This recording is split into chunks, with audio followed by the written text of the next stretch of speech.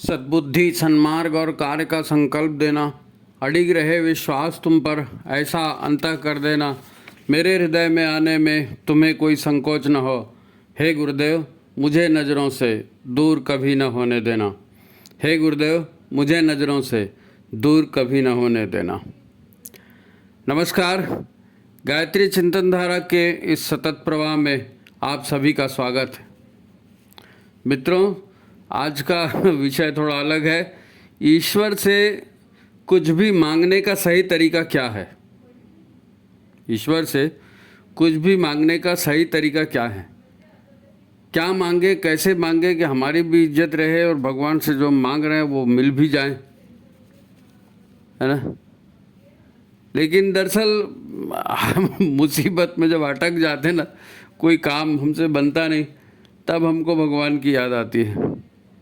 वो संत कबीरदास जी हुए ना, उन्होंने बहुत शानदार बात कही थी कि दुख में सुमिरन सब करे, सुख में करे न कोई, और जो सुख में सुमिरन करे तो दुख काहे को होए। भगवान की याद तभी आती है जब बुरी तरह से फंस जाते हैं। और फंसते क्यों हैं? क्योंकि हम अपनी स्टाइल से जी रहे हैं, अपनी स्टाइल से जी रहे हैं। दुनिया में आबादी बहुत बढ़ गई है, मशीनीकरण बहुत बढ़ गया है, और ज़िंदगी मशीन हो गई है, और सब भाग दौड़ की ज़िंदगी जी रहे हैं। ये वो जितनी बातें हम सुनते हैं, अब इस माहौल में ईश्वर कहाँ से याद आएगा भाई? कैसे याद आएगा? लेकिन हाँ, एक अच्छी चीज़ है कि जब दुख पड़ता है तो फिर ईश्वर के सिवाय कोई दूसरा याद भी नहीं आता, है नहीं? और फिर मांगना है तो फिर ईश्वर से ही मांगो। दूसरों से मांगोगे तो हो सकता है आपकी बेइज्जती कर दे। लेकिन एक लिमिट होती है। लोग ना हर चीज़ मांगते, नौकरी दे दो, शादी दे दो, बच्चे पैदा कर दो, हमको इसमें जीत दिला दो, हमारी इज्जत रख लो, हमारा मान रख लो। अरे ये सब करने के लिए भगवान है क्या? यानी मांगने को लोग कुछ भी मांगते रहते हैं भाई। अब भगवान है, उसे सभी लोग कुछ न कुछ मांगते रहेंगे और ऐसे ही मांगने से सब देते रहेंगे क्या? कितना भी अपना होगा, इष्ट होगा, सब लोग अगर मांगते ही रहेंगे तो वो भी बेचारा क्या करेगा? गुरुदेव शांति कुंज में होते थे, सारे समय वो तो लगे ही रहते थे ना किसी न किसी काम में, और उनसे मिलने वाले बराबर पूछते रहते थे, गुरुदेव कब मिलेंगे, गुरुदेव कब मिलेंगे। जब मिलने का समय होता तो लंबी लंबी लाइन लगी रहती थी। हर परिजन जो है अपनी मुसीबत लेकर उनके पास जाता था। बस गुरुदेव आपकी बहुत दया है, आपको बहुत बढ़िया है, हम ये कर रहे हैं, वो कर रहे हैं। फिर धीरे से अपनी बात, वो लड़की की शादी करनी थी, वो लड़की का ये करना था, वो मकान बनाना था, उसकी भूमिका में ही कितना, तो गुरुदेव का बहुत सारा समय उसमें चला जाता था, बहुत सारा समय उसी में चला जाता था। फिर उन्होंने उसका तरीका भी निकाला कि अरे यार ठीक है भाई, जिनको जिनको जीवन में तकलीफ़ है, आप हमारे बच्चे हो, हम जो है आपकी सहायता ज़रूर करेंगे।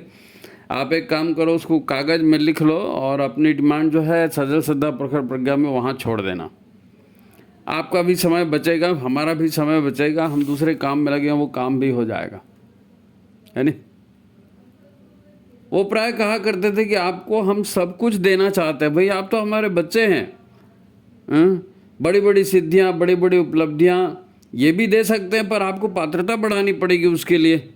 आपकी पात्रता है नहीं और आपको बड़ी बड़ी चीज़ें हम दे भी दे तो आप संभाल नहीं पाओगे, है नहीं? आपको अपनी धारणा, धारण करने की क्षमता, पात्रता ये बढ़ाना पड़ेगा। अभी आपकी पात्रता है नहीं, हम आपको क्या क्या दे दे? आप इतना सारा मांग रहे, तो पात्रता बढ़ाने पर ध्यान देना चाहिए। पात्र ही छोटा है, क्षमता ही नहीं है, तो देना भी व्यर्थ होगा ना, सब बह जाएगा। वैसे एक बात और भी महत्वपूर्ण है कि ईश्वर मनुष्य मात्र की नहीं भाई, हर प्राणी की बात सुनते हैं, हर प्राणी की, क्योंकि हर प्राणी उन्हीं का बच्चा है। कम से कम जीवन की मूलभूत ज़रूरतें सबकी पूरी होती रहें, ऐसी व्यवस्था तो उन्होंने शुरू से ही कर दी है, और फिर भी सहायता करते हैं। इसीलिए ये भी कहा जाता है ना कि ईश्वर उनकी भी पुकार सुनते हैं जो जुबान से बोल भी नहीं सकते, है ना? जिनको बोलना भी नहीं आता, उनकी भी प्रार्थना सुन लेते हैं। कहते हैं कि भगवान विष्णु जो है ना अपनी शेष शैया पर विश्राम कर रहे थे और माँ लक्ष्मी उनके जो है चरण दबा रही थी और उनके चरण जो है पैर जो हैं शैया के बाहर निकले थे। तो एक कछुआ बार बार उनके चरणों को छूने का प्रयास कर रहा था और माँ लक्ष्मी उन्हें बार बार दुत्कार देती थी, कहीं ऐसा ना हो कि वो पैर को ही काट ले, है ना। एक बार कछुआ उस काफ़ी नज़दीक आ गया पैर के, तो लक्ष्मी जी ने झटके से उसको दूर फेंकने का प्रयास किया। तो विष्णु जी का ध्यान उधर गया, वो मुस्कुराए और उन्होंने उस कछुए को मौन ही मौन आशीर्वाद दे दिया। देखो भगवान उनकी भी सुनते हैं ना जो बोल नहीं सकते, तो उन्होंने कछुए को मन ही मन आशीर्वाद दे दिया कि ठीक है, एक दिन तुम्हारी भी इच्छा पूरी होगी और तब तुम अच्छे से चरण सेवा कर लेना। और वो मुस्कुराए। अब कछुए की वो मौन पुकार त्रेता युग में पूरी हुई। त्रेता युग में जब विष्णु जी और लक्ष्मी जी प्रभु राम और सीता के रूप में आए, है नहीं, और आपको मालूम है वनवास के दौरान नदी पार करना था और केवट का वो प्रसंग, है नहीं, तो वो कछुआ जो है केवट बन करके, नाव चलाने वाला बन करके उनके पास में आया था और फिर उन्होंने उनके चरण रज की थी, चरण सेवा की थी। वैसे ये नित्य अनुभव की बात है कि भगवान जो है ना बिना बोले देते हैं भाई, वो सबके पिता हैं, सबको देते ही रहते हैं। भीषण गर्मी है, अब गर्मी पड़ने भी शुरू हो गई। गर्मी में क्या होता है, पेड़ पौधे जीव जंतु सब पानी से परेशान होते हैं। अब वो तो बोल नहीं सकते ना, लेकिन ईश्वर के पुत्र हैं, तो ईश्वर उनको जंगलों में दूर दराज के क्षेत्र में भी पानी ला करके देता है। कहाँ से? समुद्र से। समुद्र से मीठा पानी लाकर उनको देता है और दे रहा है, बरसों से दे रहा है, तभी तो जीवन चल रहा है ना। तो परमात्मा देने वाला है और उससे अगर कोई मांगता है तो ऐसी कोई बुरी बात भी नहीं है। क्या मांगना है, कैसे मांगना है, उसी पर तो चर्चा करना है ना। एक अपना निजी भी उदाहरण है कि शरीर बुढ़ापे में जर्जर हो जाता है, अशक्त हो जाता है, उस शरीर से कोई काम नहीं होता है, तो ईश्वर उस शरीर को ले लेते हैं और लोग कहते हैं कि आदमी मर गया, लेकिन आदमी तो जिंदा रहता है ना। उस पुराने शरीर को ले लेते हैं और फिर नए गर्भ में उसका प्रवेश हो जाता है, नई माँ मिल जाती है, नया शरीर मिल जाता है, हंसना मुस्कुराना, फिर ज़िंदगी का खेल चालू। तो करुणा निधान है, वो सबको देते रहते हैं। लेकिन यही है कि अपनी मनमानी कर करके हम मुसीबत बुलाते हैं और फिर मुसीबत में उसको कॉल करते हैं, बोलते हैं कि हमारी सहायता कर दो और ये चीज़ दे दो, तो थोड़ा सा उनको भी अड़चन हो जाती है ना। वैसे जिसकी जैसी कामना होती है, पात्रता होती है, ईश्वर सब बिना मांगे दे ही रहे हैं। रक्षा भी करते हैं, जीवन से रक्षा भी करते हैं ना। ऐसे मरने नहीं देते भगवान, मरने के लिए नहीं छोड़ देते, है नहीं। वो एक ये है ना दोहा, जाको राखे साइया मार सके ना कोई, बालन बाका कर सके जो जग बैरी होए। तो भगवान सुरक्षा करते हैं, है ना। अब क्योंकि ईश्वर है, जगदीश है, जगत के स्वामी है। तो फिर आज अपन इसी विषय पर चर्चा करेंगे कि ईश्वर से क्या मांगना है, कब मांगना है, कैसे मांगना है, और ईश्वर से ही मांगना है कि किसी और से भी मांगेंगे तो चलेगा, है ना। ये सब अब अपन इस पर चर्चा करेंगे। तो महत्वपूर्ण विषय है, लाइक कर दें इसको और शेयर कर दें। जिन्होंने चैनल को सब्सक्राइब नहीं किया वो सब्सक्राइब भी कर लें। हमेशा अपन बोलते हैं इस चीज़ को, है नहीं। तो मित्रों, सबसे पहली और प्रमुख बात यह है कि क्या मांगना है, कब मांगना है और किससे मांगना है। आप किसी से भी कुछ भी नहीं मांग सकते भाई, किसी से भी कुछ भी नहीं मांग सकते।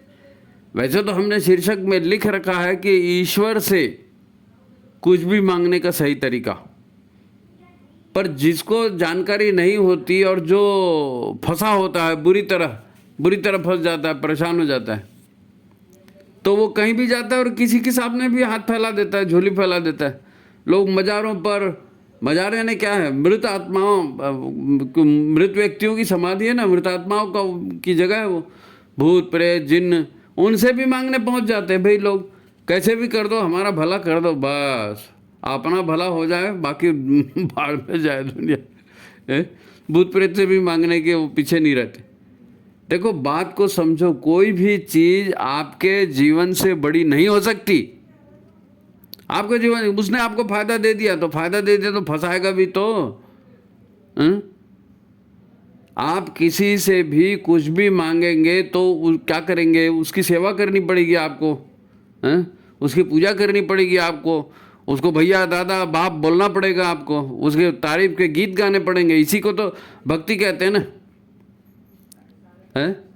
यानी उसके अनुयायी बनना पड़ेगा आपको, जिससे मांगेंगे उसको वो जैसा बोलेगा वैसा करना पड़ेगा, है? अपने एक छोटे से स्वार्थ के लिए आप अपना सारा भविष्य दांव पर नहीं लगा सकते।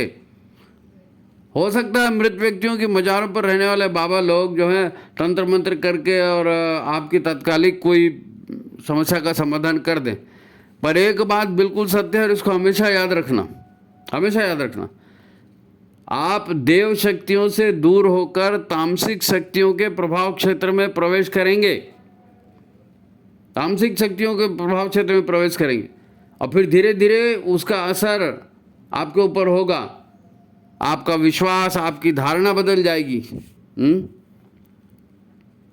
आपको वहाँ लाभ दिख रहा है, आप भूत प्रेत पिशाच जिन्न ब्रह्म राक्षस, आप जिसकी भी पूजा के लिए अपना समय और साधन दे रहे हैं, उसको बलि चढ़ा रहे हैं, उसको दारू पिला रहे हैं या मुर्गा खिला रहे हैं या जो भी कर रहे हैं, कहने को आप बोले हमने थोड़ी खाया, हमने उसको दिया, लेकिन कर तो रहे हो सेवा उसकी, उसी पर विश्वास कर रहे हो। तो याद रखना, आपका विश्वास जिस पर होगा ना वही आपको मिलेगा।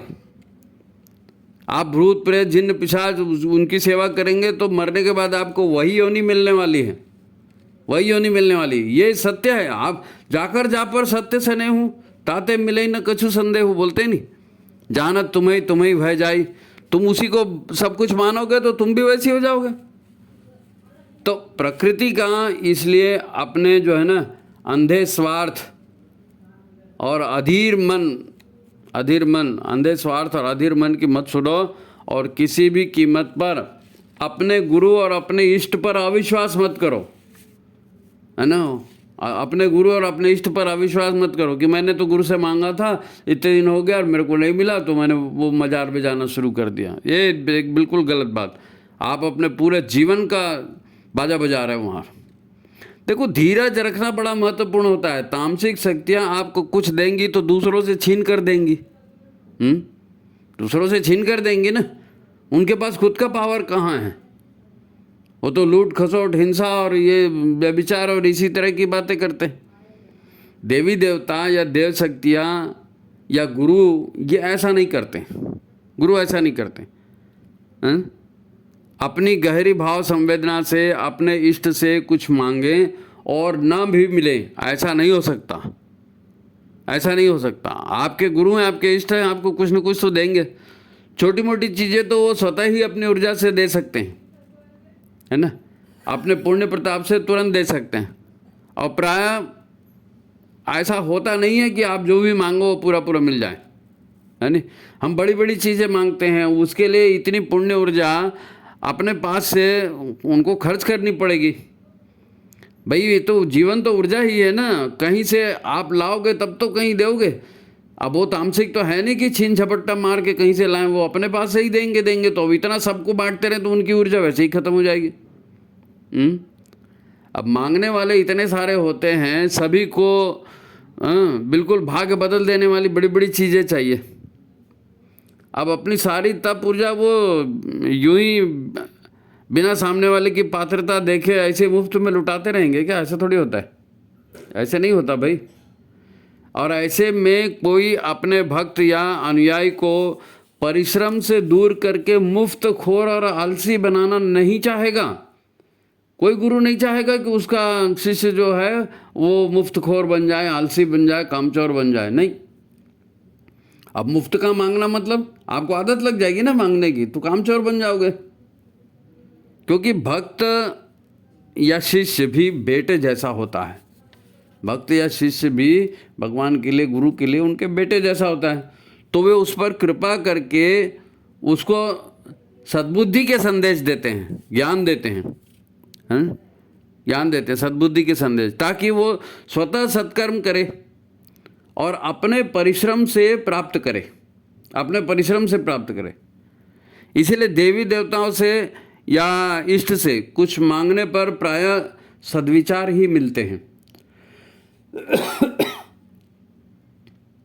यदि आपकी श्रद्धा भक्ति दृढ़ है तो आप उनके द्वारा दिए सद्विचार पकड़ लेंगे, है नहीं, श्रद्धा भक्ति दृढ़ है तो, और चलताऊ छाप है और आपने सोचा चलो यार फायदा होगा मांग के देख लेते हैं, मिल जाए तो ठीक ही है तो ऐसी वाली बात नहीं। आपकी श्रद्धा भक्ति है तो फिर वहाँ आपको भले वो पूरा ना दे सके मान लो, है तो वो आपको सदविचार देंगे, रास्ता दिखाएंगे कि भाई इस रास्ते पर चलो, ऐसा ऐसा करो, और फिर तुम चलो ना, हम तो हैं पीछे। ये ऐसा गुरु ऐसा करते हैं। अन्यथा आप खुद जो है ना मुंह खोलकर बैठे रहेंगे और सोचेंगे कि भाई हमारे गुरु हैं, हमारे भगवान हैं, और हमने उनसे दीक्षा लिया तो अब लड्डू हमारे मुंह में आ जाएगा अपने आप तो ऐसा लड्डू अपने आप किसी के मुंह में नहीं आता, मेहनत करना पड़ता ही है। कभी कभी देवी देवता आपके ही किसी संचित पुण्य के भाग को सरका कर तुरंत भी आगे ला देते हैं, तो आप ही के संचित कर्म रहते हैं, उनका फल भी आपको तुरंत मिल जाता है। ऐसा कर सकते हैं, गुरु कर सकते हैं, है नहीं, ऐसा होता है। पर इसके लिए आपके पास कुछ संचित पुण्य कर्म भी होने चाहिए। गुरुदेव जो बार बार पात्रता के विकास की बात कहते हैं वो इसलिए कहते हैं कि आपका आंतरिक विकास हो और आप स्वावलंबी बने, आंतरिक विकास हो और आप स्वावलंबी बने। गुरु है, आपका भला चाहते हैं। इसी के लिए गायत्री जाप और पंचकोशी साधना आदि की बातें उन्होंने कह रखी है, क्योंकि उससे आंतरिक विकास होता है, पात्रता का विकास होता है। गायत्री साधना और यज्ञ जीवन शैली अपना कर आप अपनी पात्रता बढ़ा सकते हैं। हो सकता है अभी वर्तमान के आपके दुख दर्द वो ना मिटें, हो सकता है कि आप अभी बहुत दुख दर्द हैं और वो तो आपने मांगा और तुरंत ऐसा पेन किलर टाइप का काम तो नहीं होगा, 2 मिनट नूडल वाला वो तो नहीं होगा, है नहीं।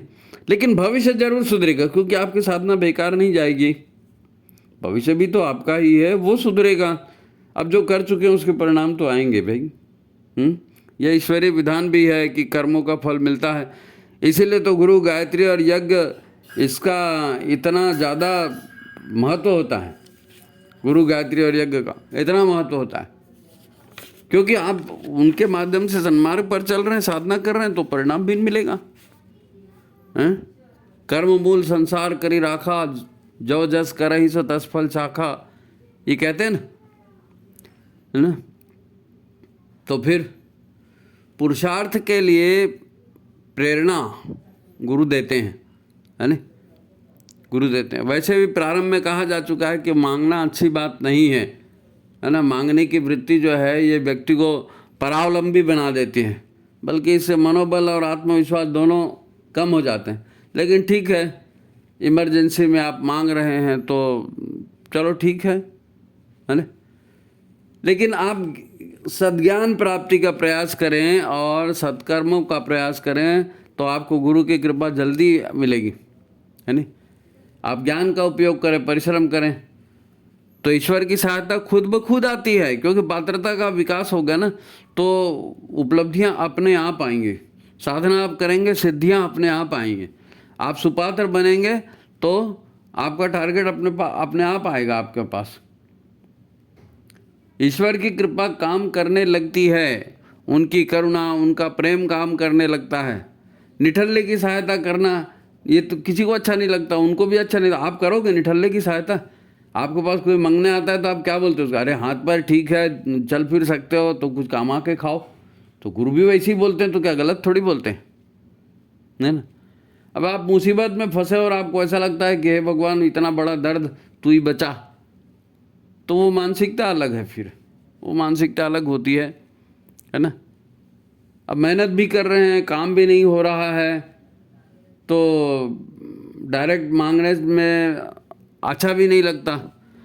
तो हमारे ऋषियों ने एक इसके लिए रास्ता निकाला है कि भाई बार बार भगवान के पास जाएंगे और बार बार मांगेंगे और बार बार गलतियां करेंगे, तो उससे अच्छा क्या है, भगवान भी को संकोच ना हो और उसकी कृपा दृष्टि पे हमारे ऊपर बनी रहे, है नहीं। तो ऋषियों ने उसके लिए एक रास्ता निकाला, ऋषियों ने रास्ता निकाला कि मांगना भी हो जाए और ऐसा भी न लगे कि एक ऐसा आदमी यार मांगते ही रहता है।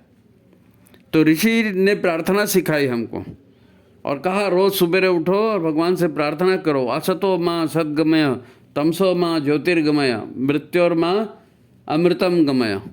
हे भगवान, हमें असत्य से सत्य की ओर ले जाइए, हमें अंधकार से प्रकाश की ओर ले जाइए। अब दुख में है तो सुख में जाएंगे तो प्रकाश की ओर ही जाएंगे ना।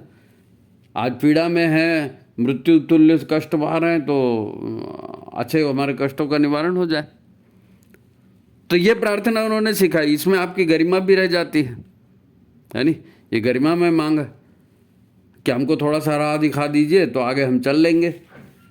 और फिर हम भगवान से, उन्होंने कहा ऋषियों ने कि भगवान से ऐसी प्रार्थना करो जो सार्वभौमिक हो। सर्वे भवन्तु सुखिनः, सर्वे सन्तु निरामया, सर्वे भद्राणि पश्यन्तु, माँ कश्चित् दुख भाग भवेत्।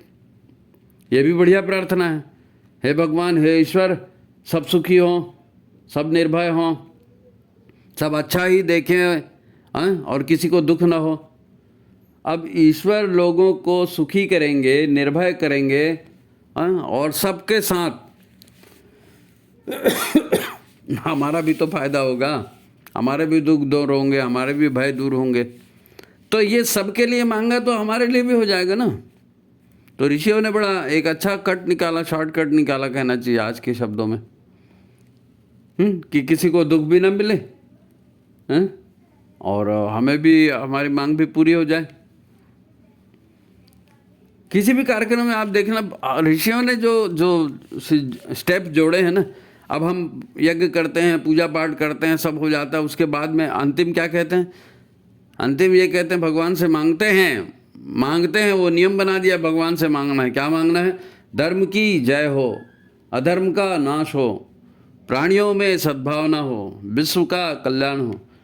अब हम सज्जन हैं, अपने धर्म पर कायम हैं और अधर्मियों से, विधर्मियों से परेशान हैं, तो ये प्रार्थना भी तो हमारे फायदे की प्रार्थना है ना, कि धर्म की जय हो और अधर्म का नाश हो, सभी प्राणियों में सद्भावना हो। बल्कि इन सारी प्रार्थनाओं से विश्व परिवार बनता है, वसुधैव कुटुंबकम का कॉन्सेप्ट स्थापित होता है। तो जिससे सब अच्छा अच्छा होता है वो काम करना चाहिए। ऐसा लगना नहीं चाहिए कि आदमी स्वार्थी है और अपने स्वार्थ के लिए मांग रहा है। नहीं, सबके कल्याण के लिए मांग रहा है। हाँ, इधर ये अच्छा है, इसको पूरी करनी चाहिए, तो भगवान भी उधर इंटरेस्ट लेते हैं फिर। भाई, हम में अनेक कमियां हैं और वो हमसे दूर नहीं हो रही है, तो ईश्वर से नहीं तो किससे सहायता मांगेंगे? ठीक है, परंतु मांगना जो है ना, ऐसा मांगेंगे तो थोड़ा गरिमा में होगा, है नहीं? वैसे ईश्वर की कृपा पाने के लिए जो है ना, ईश्वर से जुड़ना पड़ता है। ईश्वर की कृपा पाने के लिए ईश्वर से जुड़ना पड़ता है। अब कलेक्टर से आपको कोई काम करवाना है तो कलेक्टर से मिलेंगे, 4 बार मिलेंगे, उनकी बातें सुनेंगे, तो कलेक्टर आपका कुछ काम कर देगा, अपनी बात उसको सुनाएंगे, अच्छा लगेगा तो, है नहीं? ईश्वर को जो अच्छा लगता है उस तरह का आचरण हम करेंगे। ईश्वर को जो अच्छा लगता है उस तरह का आचरण, उस तरह का जीवन हम करेंगे ना, तो ईश्वर की गुड बुक में आएंगे, गुरु की गुड बुक में आएंगे। गुरु हमको अच्छा समझेंगे, ईश्वर हमको अच्छा समझेंगे, तो हमारी बात जल्दी पूरी होगी, है नहीं? वो कहते हैं ना, देवो भूत्वा देवम यजेत, यानी देव पूजन के लिए हमें भी देव रूप होना पड़ेगा, देव जैसा आचरण करना पड़ेगा। भगवान से कुछ चाहिए तो भगवान को लगना चाहिए ना, अच्छा आदमी अच्छी चीज मांग रहा है। आपके लिए कोई, आपके पास कोई आएगा दारू पीने के लिए पैसा मांगेगा तो आप दोगे क्या उसको? तो भगवान के, भाई आप अच्छा आदमी बनकर आएगा, कोई अच्छा काम करेगा तो आपको भी लगेगा कि हाँ ये काम अच्छा है तो इसको दे दिया जाए। भगवान को भी वैसी है। आप उल्टे सीधे धंधे करते रहें और ईश्वर की कृपा चाहे तो ईश्वर उसको पूरा करेगा, ये कैसे हो सकता है? ये तो नहीं हो सकता। गुरुदेव ने ईश्वर की कृपा प्राप्त करने का सूत्र दिया है। पहली बात, देवत्व को धारण करने का प्रयास करना, यानी आत्म सुधार की साधना हमें करनी चाहिए। देवत्व को प्राप्त करना, आत्म सुधार का प्रयास करना। आत्म सुधार करेंगे तो देवत्व आएगा ना। बुराइयां नष्ट होगी, देवता तो हम ही हैं, बुराइयां नष्ट होंगी। ये गुरुदेव का सूत्र है, आत्म सुधार। और ईश्वर सबको सुखी रखना चाहते हैं, वो सबका भला चाहते हैं, तो हमें भी ईश्वर की आराधना यानी संसार की सेवा करनी चाहिए। लोगों को आराधना, उपासना साधना आराधना ही नहीं मालूम ना किसी को। उपासना ईश्वर की करें, साधना अपने आप की, अपने मनोवृत्तियों की, और आराधना समाज की सेवा, है नहीं? तो ये आराधना बड़ी ज़बरदस्त है। आराधना जो है ना, एक बार में 2 काम करती है, एक बार में 2 काम। एक तो ईश्वर की गुड बुक में हम आ जाते हैं, समाज की सेवा करेंगे निस्वार्थ भाव से, गरीबों की सेवा करेंगे, बड़े बुजुर्गों की, बीमारों की सेवा करेंगे, तो आएंगे गुड बुक में। पेड़ लगाएंगे, पानी का संचय करेंगे, गाय को घास देंगे, ये जितनी भी बातें होती हैं, तो ये करेंगे तो ये आराधना है, तो ईश्वर की गुड बुक में आप आते हैं। दूसरा, ये काम जो आप दूसरे की सहायता के लिए कर रहे हैं, अपना समय अपने साधन लगा रहे हैं, तो उससे आपके जो दुष्कर्म हैं, आपके जो पाप हैं, जिसे आपने नकारात्मक ऊर्जाओं के रूप में अपने भीतर संग्रहित करके रखा है, उनका प्रायश्चित होता है सेवा से। जब हम सेवा करते हैं तो अपनी नकारात्मक ऊर्जाओं का नाश करते हैं, अपने पुण्य को बढ़ाते हैं। अब संग्रहित नकारात्मक ऊर्जाएं जो हैं वो दुख देंगी, नहीं देंगी, तो उन ऊर्जाओं का नष्ट होना भी तो लाभकारी है ना। यदि आप जल्दबाजी में हैं तो आप ये सब बातें समझ नहीं सकोगे। इन सब को आपके डिमांड में कुछ है, आप ये सोच के साधना कर रहे हैं, नवरात्रि साधना या और दूसरे भी, कि भगवान ऐसा ऐसा हो जाए, हे गायत्री माता ऐसा ऐसा हो जाए, तो ये ऐसा हो जाए, तो हम अपनी मर्जी से कुछ भी डिमांड उनके सामने में रख रहे हैं, तो ये ऐसा जल्दबाजी का काम नहीं है। इसको शांति से समझिए, शांति से समझिए। जीवन जो है ना, वो 2 मिनट नूडल वाला हिसाब नहीं चलता जीवन में। देखो, न मन दिखता है, न आत्मा दिखती है, न गायत्री महाशक्ति दिखती है, पर वो है तो सही। ईश्वर या गुरु की कृपा, करुणा, प्रेम, दया, आशीर्वाद, ये सब ऊर्जाएं हैं, ये दिखती कहाँ हैं? पर कल्याण तो इन्हीं से होता है ना, कल्याण तो इन्हीं से होता है, तो इनको समझना पड़ेगा।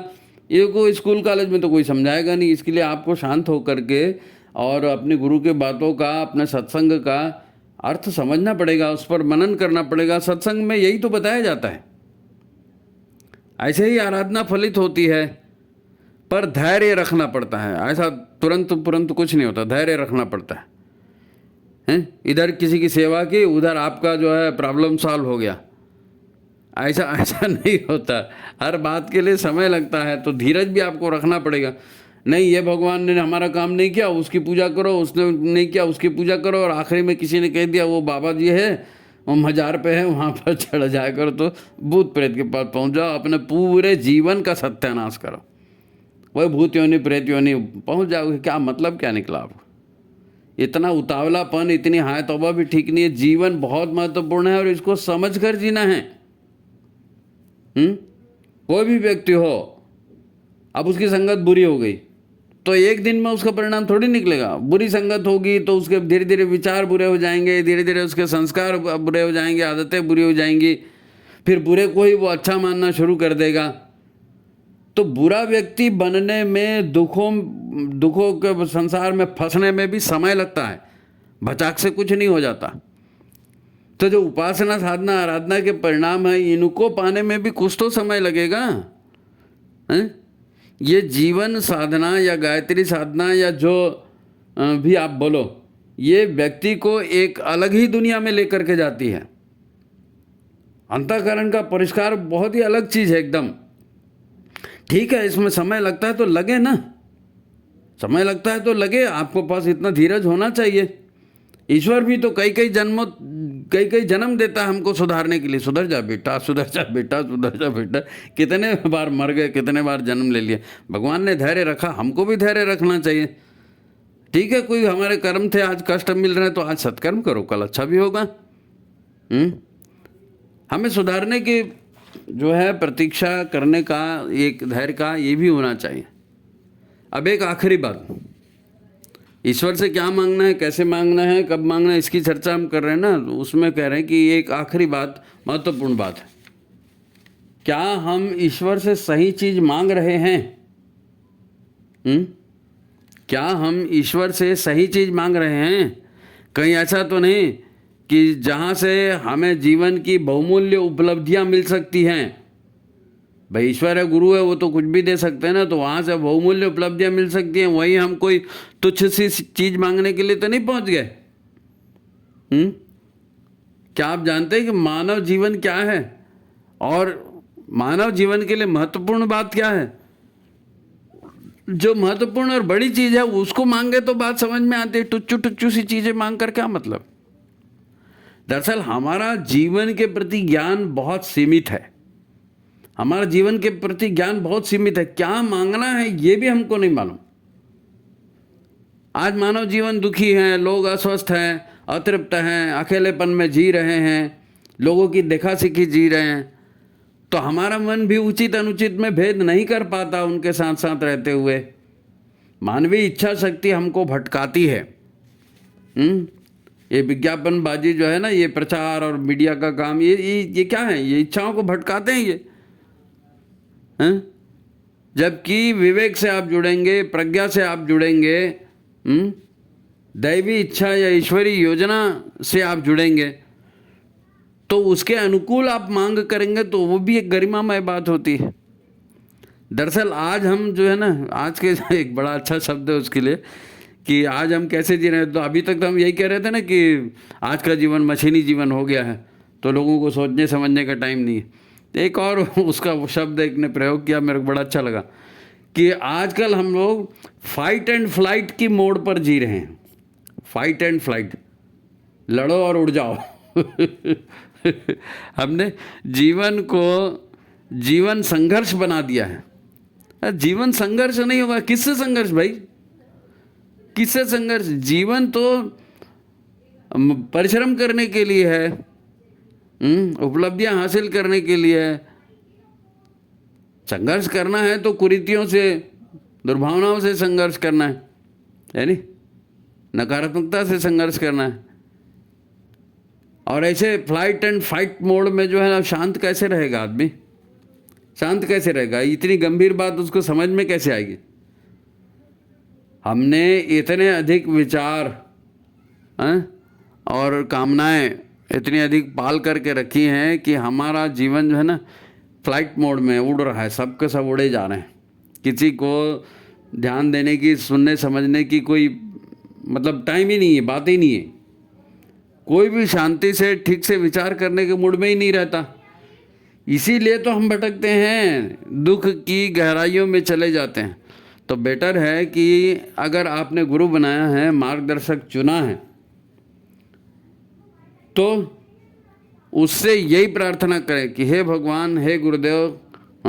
वो जो शुरुआत में अपन प्रार्थना कहते हैं ना, सद्बुद्धि, सन्मार्ग और कार्य का संकल्प देना, अडिग रहे विश्वास तुम पर, ऐसा अंता कर देना, मेरे हृदय में आने में तुम्हें कोई संकोच न हो, हे गुरुदेव मुझे नजरों से दूर कभी न होने देना। कोई जानबूझ के भटकता नहीं है, भावनाएं भटका देती हैं।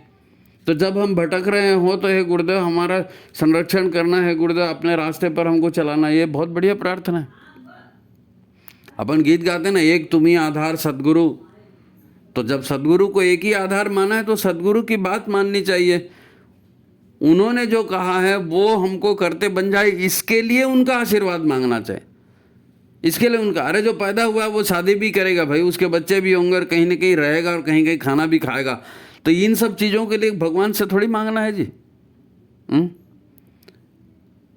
कृष्ण अर्जुन जो संवाद है ना, गीता, करिष्ये वचनम तव, मैं नहीं, मेरी मर्जी नहीं, आप ही सब कुछ हैं, एक तुम ही आधार, आप ही सब कुछ हैं, आप ही की इच्छा सर्वोपरि है, बस मैं अपनी राह से न भटकूं, ये आशीर्वाद मुझे दे देना। बस मैं अपनी राह से न भटकूं, ये आशीर्वाद मुझे दे देना। इससे बढ़िया मांग और क्या हो सकती है भगवान से? इससे अच्छा और क्या मांग सकते हैं? कि मैं अपने राह से न भटकूं, ऐसा आशीर्वाद दे दो, यही आशीर्वाद दे दो।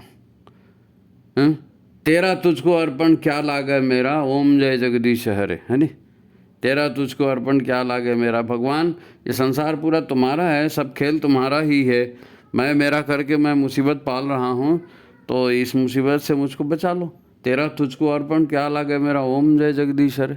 ठीक है, तो ये हुई आज की बात कि हमको क्या मांगना है, कैसे मांगना है, किससे मांगना है, कब मांगना है और उल्टे किन लोगों से मांगना है ना। तो जरा इसका ध्यान रखिए। ठीक है, तो आज की बात यहीं समाप्त करते हैं। सभी को प्रणाम, नमस्कार, है ना। आपकी नवरात्रि साधना सफल हो, आपकी जीवन साधना सफल हो, है ना। गुरु बनाए हैं तो गुरु से चिपके रहें, गुरु ने जो कहा है उसी को करें। संसार जो कहेगा उधर जाएंगे तो फंसेंगे, संसार जो कहेगा उधर जाएंगे तो फंसेंगे। सब लोग फंसे हैं ना, अपनी अपनी मर्जी से ही तो सब कर रहे हैं। गुरु की मर्जी से करेंगे, ईश्वर की मर्जी से करेंगे, है ना। हाँ, तो ठीक है, वीडियो को लाइक शेयर कर दीजिए। सभी को प्रणाम, नमस्कार।